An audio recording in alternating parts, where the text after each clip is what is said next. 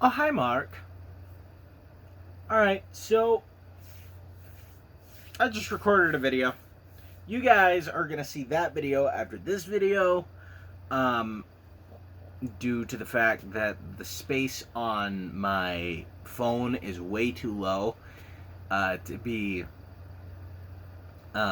editing the previous video. The previous video was a really long one, the longest one I've ever done. It was my entire Blu-ray collection. My entire horror Blu-ray collection. Anyway, so when I talk in that video about, oh, I was thinking about watching a movie tonight, and I might do a review, but probably not, because it's like 1 in the morning. Well, this is the movie that I was thinking about watching, and this is the movie that I was thinking about reviewing. And I didn't really want to review this movie. I wasn't. I got probably 20 minutes into the film. I was like, I don't think I'm going to review this one. I think I'm going to just watch this for fun, maybe review it some point down the road. I was wrong. Now, maybe I shouldn't necessarily be doing this review right now because I am tired. I woke up early for me today. And when I say early for me, I mean 9 o'clock. My working schedule keeps me awake into the wee hours of the night, and therefore I wake up. I wake up pretty late by normal people's standards. But anyway, so I am pretty tired. Probably shouldn't be filming this review, but I'm gonna do my best for you guys because I want to review this movie. This movie's batshit insane. It's so surreal. Don't get me wrong. This movie is awful. It truly is. This movie is god awful. Absolutely terrible. Lucio Fulci, what were you doing, my guy? For those of you who don't know, Lucio Fulci is my favorite director of all time. Alright? I have a dog named Lucio. He's sleeping behind me. So I'm no Lucio Fulci hater, but man, this movie was bad. Like, it was bad. But the thing about it is, so if you saw my Door into Silence review, which you probably didn't, I trashed that movie. Completely trashed it. There was hardly anything good about it. It still got a 4.5 because it was like, I don't know, I think the acting was pretty good in it or something of the sort that made me, like, I didn't hate the film, but it was a boring film. Door into Silence was a boring film. Now, this film, The Sweet House of Horrors, in case I haven't said so far, this is not a boring movie, and I even like this movie. That being said, it is so strange, and it genuinely is bad. This is some of the worst dubbing I've ever seen in my life. I will say that. I genuinely, like a film as a whole, I don't think I've only seen worse dubbing one other time. Like in a film as a whole. Of course, Bob's dubbing in House by the Cemetery is dreadful, but that's just one character. The only other film that I can think of that has worse dubbing than this film is The Last House on Dead End Street. This film is dubbed horribly. And I know what I want to say, but I don't know how to structure my review here. Like, what do I want to tackle first?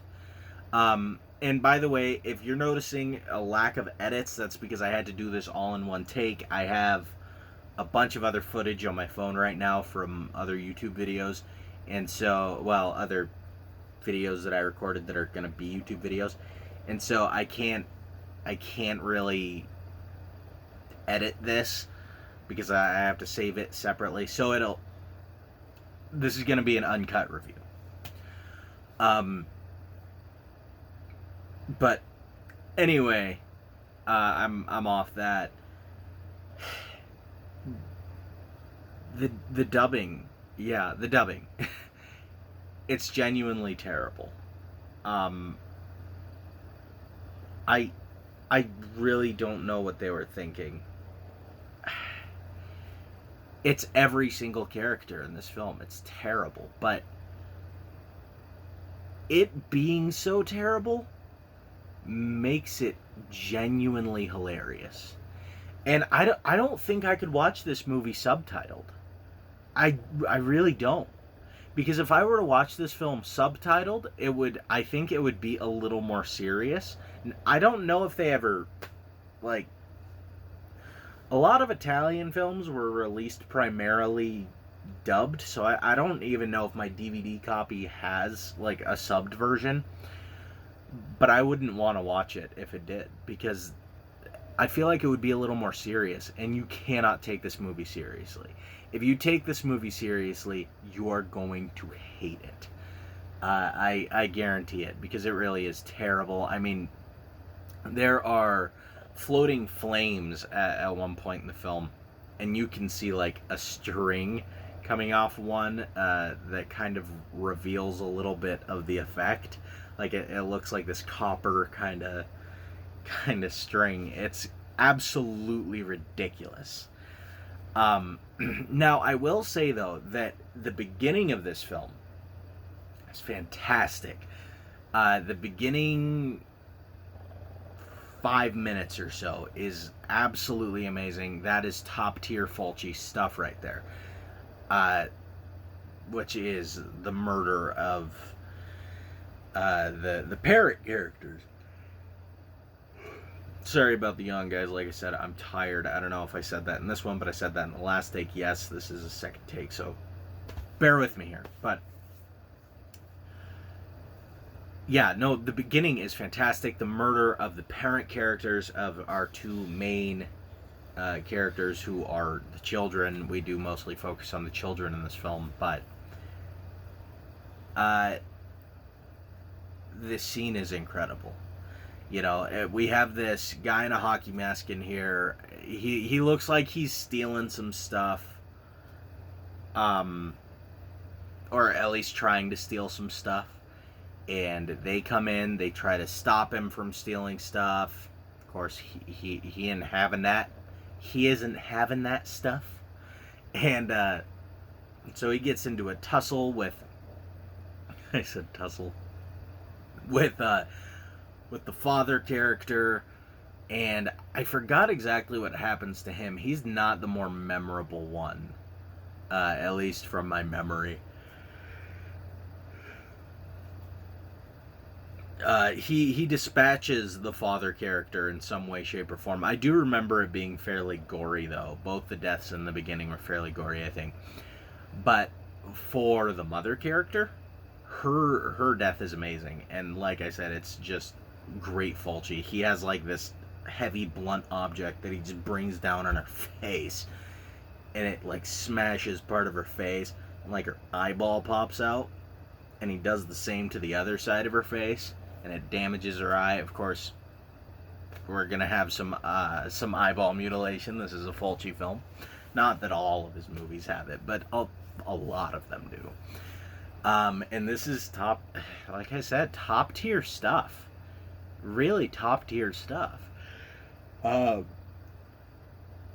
then, you know, this guy gets rid of the bodies. And before I move on away from the beginning, I don't want the atmosphere to go unnoticed either, because in the beginning we have what I would consider a pretty like Fulci atmosphere, like a very spooky kind of atmosphere, a sort of House by the Cemetery atmosphere. It really gave me kind of House by the Cemetery vibes in the beginning. Throughout the rest of the film, you kind of take that atmosphere and you take away the spooky vibes, because that's the vibe that I get from most of Lucio Fulci's movies, is kind of this strange spooky vibe. Like, I want to watch this around Halloween time. I want to watch this in October. It takes away that sort of atmosphere and adds in this weird air of surrealism, and this whole movie is caked in surrealism. All of it, it feels like a dream, and it's so odd. You have these two kid characters, and let me tell you what, if this movie taught me anything, it's that you gotta beat your babies, man. Because these kids, of course that was a joke. I don't condone child abuse, but I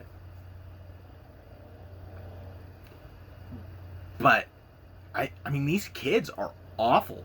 These kids are awful little human beings. They really are. Like, they're at their parents' funeral, like, they start laughing. There's this realtor that comes to the house, and maybe the movie wanted us to hate the realtor. I didn't. Like why should we hate this guy? It never really gives us a valid reason other than he's fat and I guess generally perceived as unattractive. But I don't get it. Why are we led to want to hate the realtor? These kids certainly hate him. Oh my god, they hate him. Like, he falls and breaks his leg at their house, and they start laughing and chanting, "Sausage is dying." By the way, the guy's name isn't Sausage. Sausage is a cute little nickname the kids made up for him because he's fat. Man, I swear to God, if these were my kids, they would be grounded for life. They want to get their Legos back for all of the months. Man, they would have nothing to do except for stare at walls, because these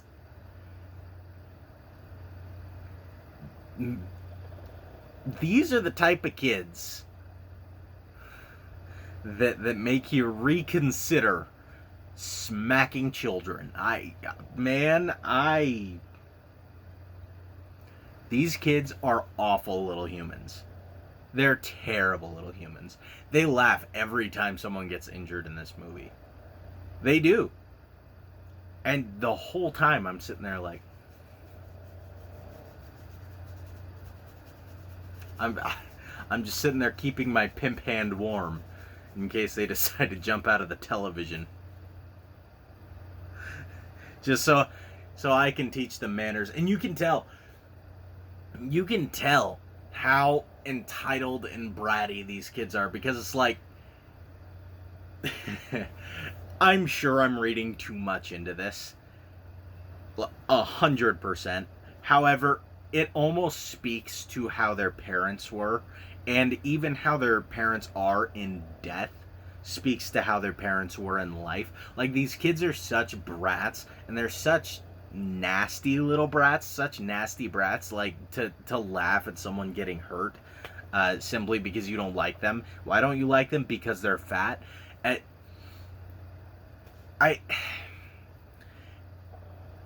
To me, it seemed like these were the type of kids who got everything they ever wanted. Like, they asked their parents to get it for them. Done. You got it. Because they throw tantrums when they tell them they're moving. Personally, I was shocked when the mom and dad, or not the mom and dad, the aunt and uncle character, again, I didn't remember anyone's names because Come on, how am I gonna remember anyone's names in this movie? I'm already tired, but then you have like a bunch of forgettable characters that are just, honestly, it's not worth remembering their names. But you have the aunt and uncle character. They're like, all right, yeah, no, we're gonna move. But at first, they were living in the mom and dad's old house. How does that make any sense? Like, typically, when a parent dies, the aunt and uncle or whoever their new guardian is, they're not gonna just move into their parents' old house, to the child's parents' old house. It doesn't make any sense. It doesn't make any sense whatsoever. They shouldn't have been there in the first place. I mean, I'm sure they inherited the house. I'm sure that's probably why they were there. But, like, they have a house. They have a house. What are you doing in these people's house? I don't know. I didn't get that, but anyway, yeah, and then just the actors themselves too. I mean, you could tell even with subtitles, it might have made it more serious, but it didn't. It wouldn't make it more. It wouldn't make it better. Just probably more serious. You know, the actors themselves were absolutely terrible. There is a psychic character who is endlessly amusing. He changes accents like 9 different times. Like, it genuinely sounds like he was trying to cross Russian with Japanese with Indian. Swear to God. I don't know what accent this guy was going for, but it was incredible.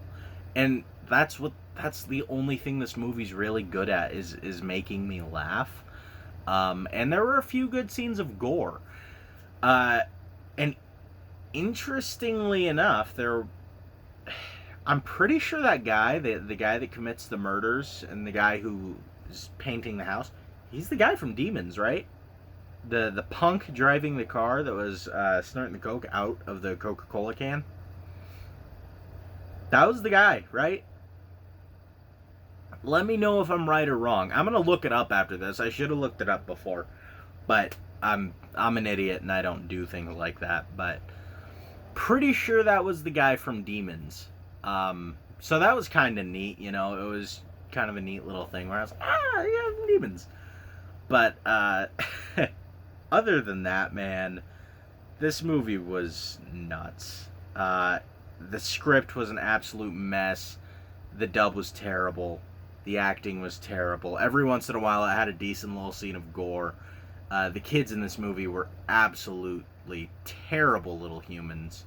Just dreadful little people. Honestly, the parents in this movie did some terrible parenting. But one more thing I wanted to touch on, unless I think of something fairly soon, but the last thing to my knowledge right now that I want to touch on is how nonchalant everyone was about everything. I mean, genuinely, like, of course, the kids are all nonchalant about, like, these flames floating around. They're just nonchalantly performing ancient rituals. Like, they put these candles on their fingers and they're burning the candle. And they put, like, fish masks on. They're just walking around the house with it.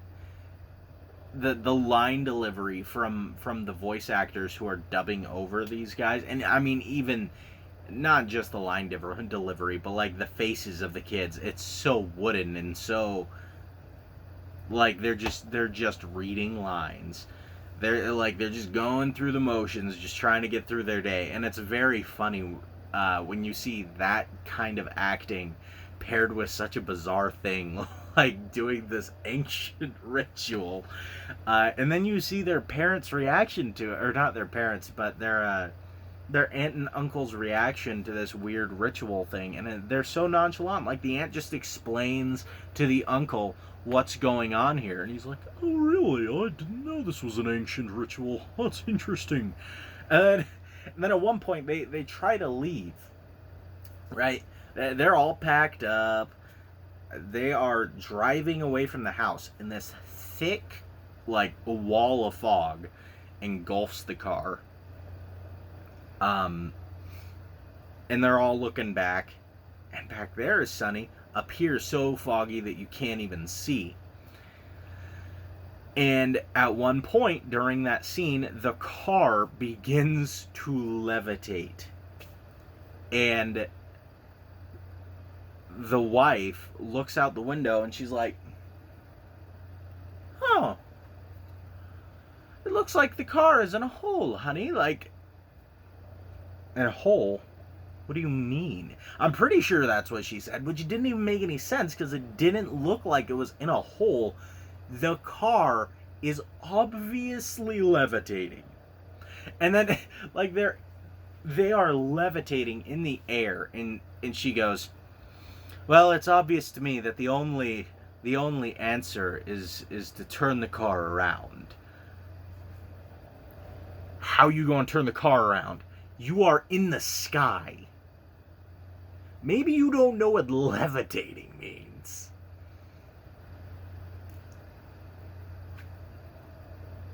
That is the most, like,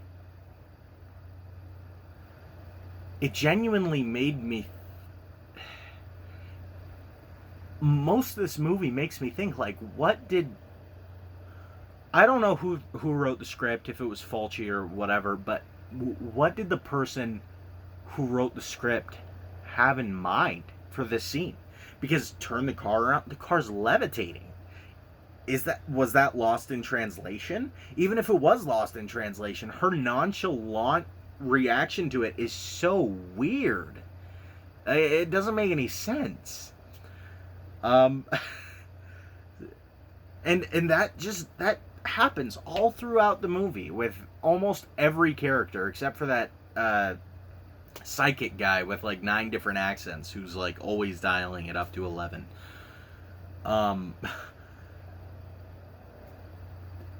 But you know what? I will say this movie is awful. It genuinely is terrible. Probably on a technical level, on a purely technical level, I do think this is probably Lucio Fulci's worst film. However, I like it a lot more than Door into Silence. Like a lot more. Door into Silence is just very, it's not my thing.